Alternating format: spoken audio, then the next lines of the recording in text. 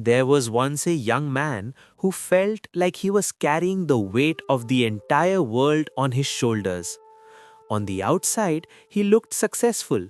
He had a good job, he had friends, he smiled when he was supposed to smile. But on the inside, he was constantly at war. His mind was like a crowded market, noisy, chaotic, and exhausting.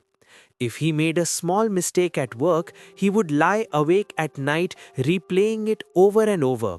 If someone didn't reply to his text message, he would spiral into doubt, wondering if they hated him. He lived in a state of constant, low-level panic. He tried everything to fix it. He read books on productivity. He tried to force himself to be confident. He told himself, "Stop being weak, stop worrying." But fighting his mind was like trying to smooth out rough water with a flat iron. The more he struck the water, the more disturbed it became. Desperate for peace, he traveled to a monastery in the mountains of Japan. He hoped to find a technique, a secret, or a magic word that would silence his mind.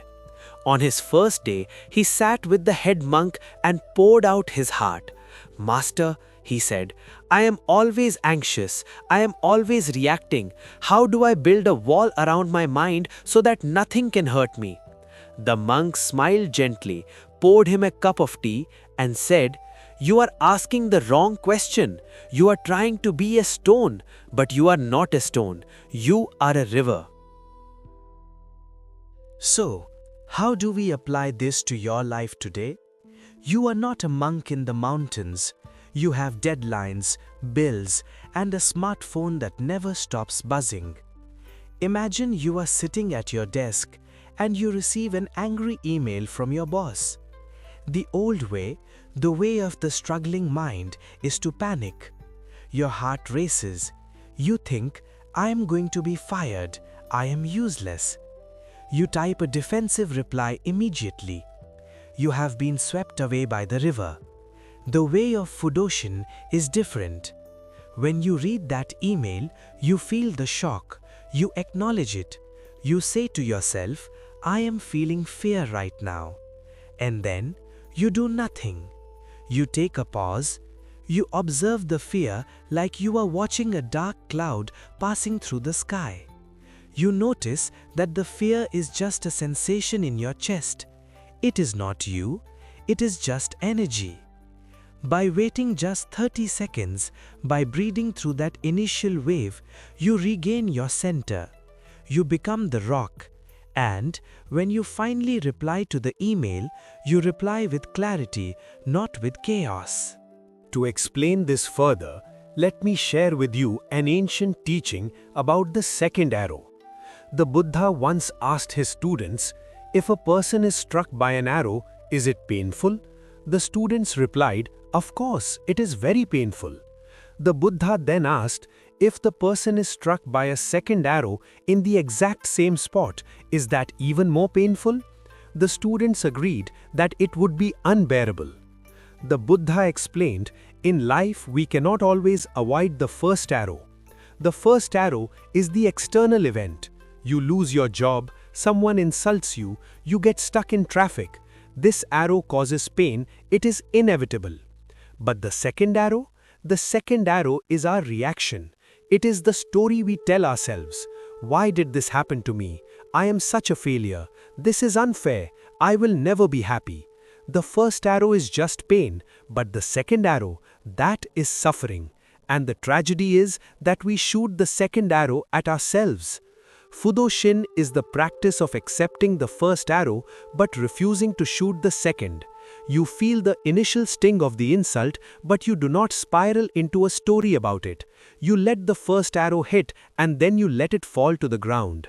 The monk then introduced him to a concept known as Fudoshin. In English, we often translate this as the immovable mind. When we hear immovable, we usually think of a fortress.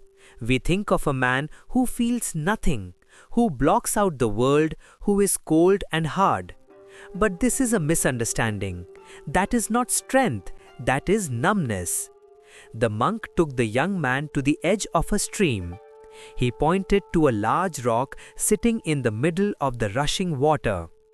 "Look at the rock," the monk said. "The water crashes against it. The water is cold, the water is heavy, but the rock does not run away. It does not try to fight the water. It simply sits there. It allows the water to flow over it, around it, and past it. It remains centered." This is the true meaning of Fudoshin. It is not about stopping your emotions. It is not about never feeling fear or anger. It is about not being swept away by them. You see, in our modern lives, we believe that if we feel anxious, something is wrong. We think we need to fix it immediately. We struggle against the current. But the Japanese philosophy suggests that the struggle itself is the problem. This week, I invite you to try a simple practice. We can call it the gentle observation. When a strong emotion rises, whether it is a craving for a cigarette, frustration with your partner, or anxiety about the future, do not fight it. Do not judge yourself for having it. Instead, become curious. Ask yourself, where do I feel this in my body? Is it hot? Is it tight? Watch the emotion. Give it permission to be there. You will notice something magical happen. When you stop fighting the emotion, it stops fighting you. It flows through you, and eventually it fades away. You realize that you are not your feelings. You are the awareness that experiences them. You are the vast open sky, and your emotions are just the weather. The weather changes, but the sky remains. This is the path to true freedom. It is not a path of force. It is a path of gentle understanding. If this message resonated with you and you wish to walk this path of calmness with us, consider subscribing. Let us build a community of immovable minds together.